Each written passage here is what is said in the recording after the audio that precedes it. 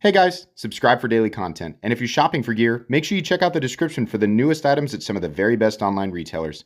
There's also links for some of the items that I personally recommend. Thanks!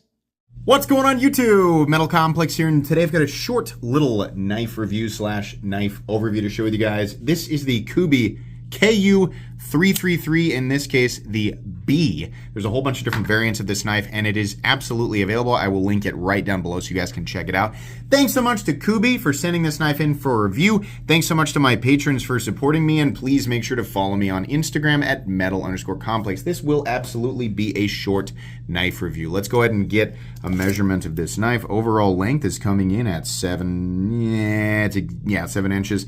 Blade length about 3 inches, and your cutting edge about 2.75. Let's go ahead and do some size comparisons up against the Ontario Rat Model 1 and the Ontario Rat Model 2. Definitely closer to the size of the Rat 2. Let's put it up against the Demco 80-20.5. There we go. How about up against the Spyderco Para 3? There we are.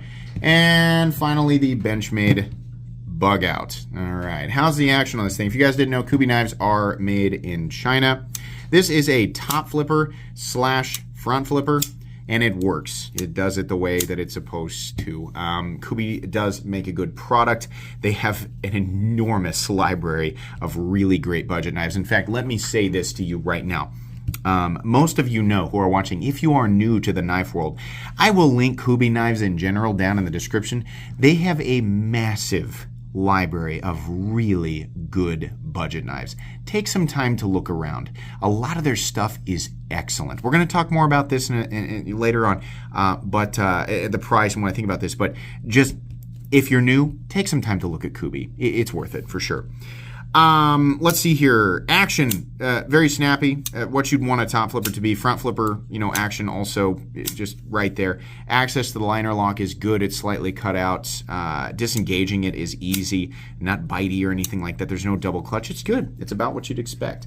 Let's do carry profile. So thickness up against the Spyderco Para 3, maybe just a hair thicker, not much. Length and height up against the PM2 and Para 3. You can see here this guy's going to come in with the closed length near the Para 3, but still definitely shorter. Height-wise, nowhere near as tall as either. Really, it's going to be easier to carry than either the PM2 or the Para 3. Let's go ahead and do a hardware check.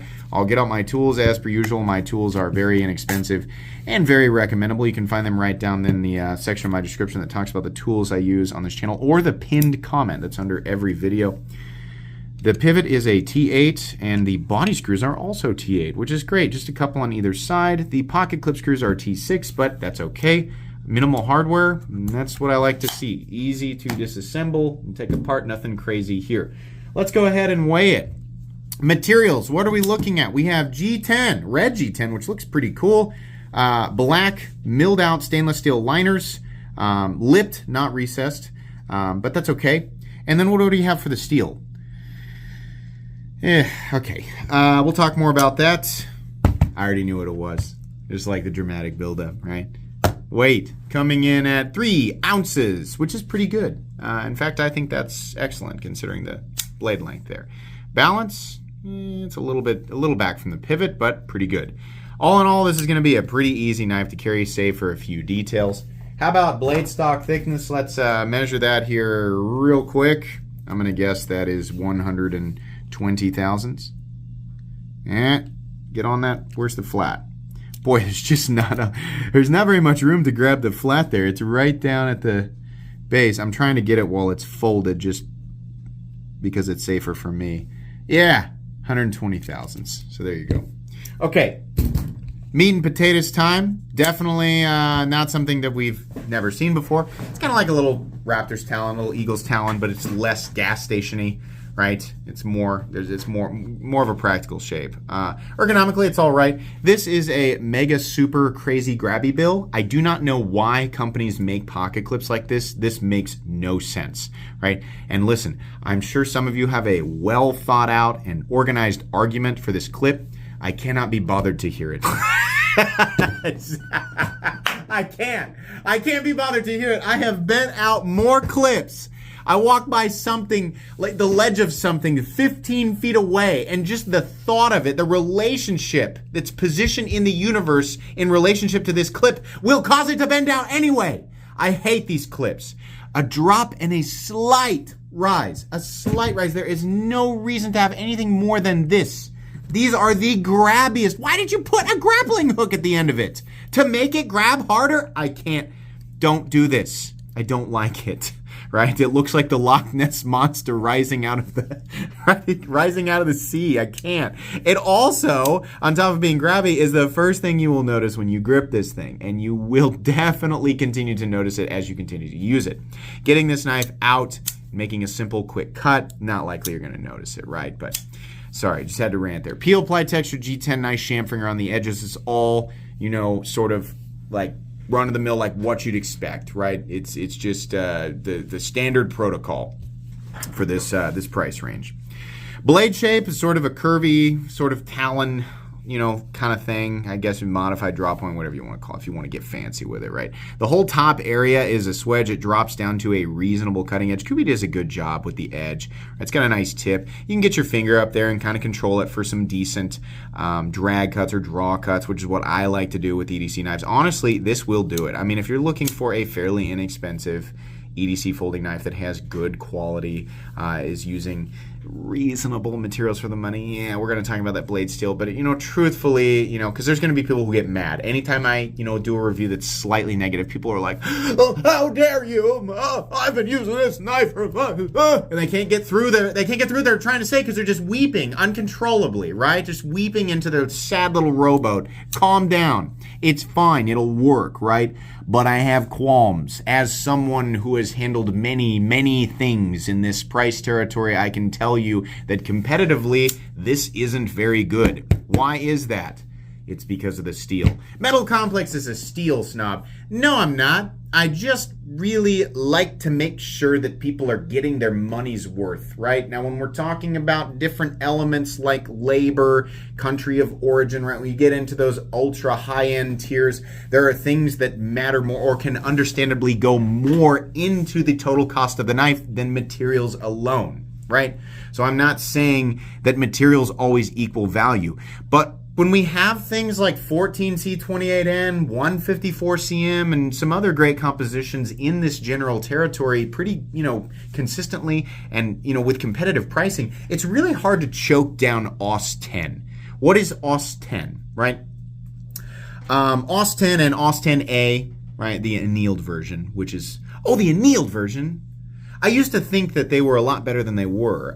Back when I was giving over-justification for the first version of the AD 20.5, which is manufactured in Taiwan and was small batch at the time and had a much higher price tag, but was utilizing AUS 10A, I defended it, right?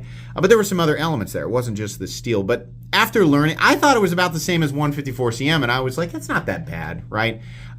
People are going to be quick to point out that the steel that this compares to is 440C in terms of edge retention.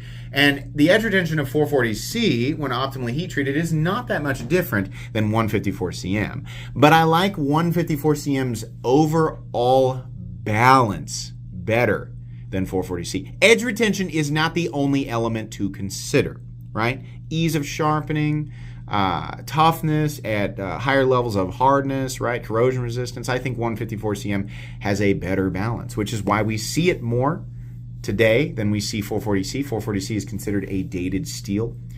AUS 10A is essentially 440C with slightly better toughness. Much like the 8CR13 MOVs, that's AUS 8, that's Chinese AUS 8, right? A lot of this stuff, I think it'll work, right? It'll do the job. And a lot of people aren't even going to notice it. But I'm all for getting if you advertise X amount of horsepower, it better be generating X amount of horsepower, right? Not to say that that's a bad example, because this will perform, as it should. But I guess if you're going to put a price tag, don't charge me for 500 horsepower when you're delivering 300 horsepower. Or don't charge me for 300 horsepower when you're delivering 150 horsepower or 200 horsepower. This is the collective ability of the composition. I don't think AUS 10A should be on any knife that costs over about $30. When we're talking mass production, like, or at least from an OEM that's capable of mass production, right? All in all, I think, even if it's like on the 80-20.5 when I was justifying it, the truth is just go with a different steel. Just choose something else, right? I mean, they would have been better going with D2, I think, as far as like what people accept, just because D2's edge retention potential is so much higher. And, while it's not the only thing to consider, it's certainly something that people do value, right? So S35EN is what they should have started with. But anyways, this isn't about the 80-20.5. AUS10A is an incredibly underwhelming steel, especially at the price tag, which is $56 on this guy. That's just too much.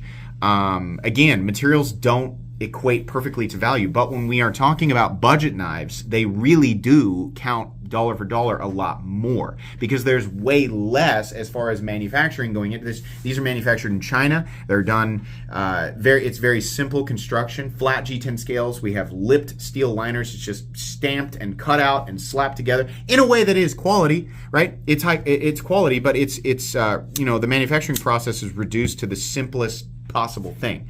Minimal steps, right? So Kubey has utilized 14C28N in the past. Had they slapped 14C28N on this and charged us $55 to $60, would have been a lot better. 14C28N, in my opinion, is absolutely the best budget steel in existence. I base that largely off the article that Laren Thomas wrote about the best budget knife steel. I agree with him. I'm not a metallurgist, right? I'm not a scientist or anything like that. I'm just somebody who just uses their knives for regular stuff. But if you haven't read that article, it's pretty compelling. And it's got a nice fine grain structure, Sandvik steel. It's been utilized for a very long time and absolutely will outperform steels like AUS10A, all things considered. So truthfully, this is okay. Like if you bought this and you're watching my video for reaffirmation, I'm not saying you made a bad choice. It's just this is just an incredibly underwhelming knife at $56 AUS10A, right? I mean, it's like, if you bought it and oh no, I'm financially ruined, right? Or I'm the pariah of the knife community because I bought a shameful knife. No. You buy and enjoy whatever you want. This will work just fine. It's not like the blade's going to disintegrate, right? You use it and then you use it until it goes dull and then sharpen it up, you'll be okay, right? But AUS10A is just kind of underwhelming versus the competition, right? I want to make that clear. You have better options for the same amount of money, in some cases less money, right? So that, I don't know. It's hard for me to say anything else about the steel there. There's a lanyard hole thing, which is located in a typical lanyard hole position. The pocket clip can be mounted for left or right-handed carry, and the pocket clip is fine other than this ridiculous grappling hook bill. It makes no sense to me. We have standoff construction, which is just fine, especially at this price point. We have a stop pin that is located internally. There are actually blade stops attached to the blade, riding on channels on either side of the steel frame. So that's good. Lockout solidity is great while maintaining very smooth action. Running on bearings. No blade play up, down, left, or right in the locked out position. No lock stick, no double clutch, no pivot lash. Consistent action. A nice, reasonable detent. I'd say it's medium light, but it's good for, what it is, like the means of deployment here. It's not a super heavy detent, and if it was, it would just make it more difficult to open, but it's good enough, and the blade's not gonna like whip out or anything. And I mean, if you're like, oh, I'm a rock climbing sprinter, right? Well, I guess if that's your occupation, it might. But for everybody else, no. And good centering, right? With the no detent lash. Typical Kubey build quality. Good build quality, right? The blade shape can be useful, generally useful for EDC. It's a little bit thick. It's a little bit awkward to hang on to because of the pocket clip, but generally speaking, I mean, it's good Kubey quality. Why the 440, why the AUS10A, the AUS10? The anneal, the whole annealed thing, it's slight variation in performance, right? Not enough to zero in on. I have a feeling they just have a bunch of this stuff, and we're like, we gotta get rid of it, So it's kind of like Spyderco's 8CR13 MOV. They must have a lot of it. Good, not great. Or okay, not good is a better way to say that. Yeah, if you like it, pick it up. It's not something I'd recommend. There's way too much out there. And a lot of it can be found in Kubey's own line. Look through other Kubey knives. That's the first thing you should do. Look through the other stuff that Kubey's got available. You're bound to find something you like better. If you already bought this, again, don't feel like you made a bad choice, but there's better stuff out there. That's going to be pretty much it today. Please make sure to follow me on Instagram at metal_complex. If you enjoyed this video, leave a like. If you'd like to check out my other content, I do, of course, have lots of videos of knives that are either expensive or inexpensive that I do or don't like, so check those out. And if you enjoy all my content, go ahead and click on that Metal Complex logo right there and subscribe because there's definitely more coming. Thanks again for watching, everybody, and have a great day.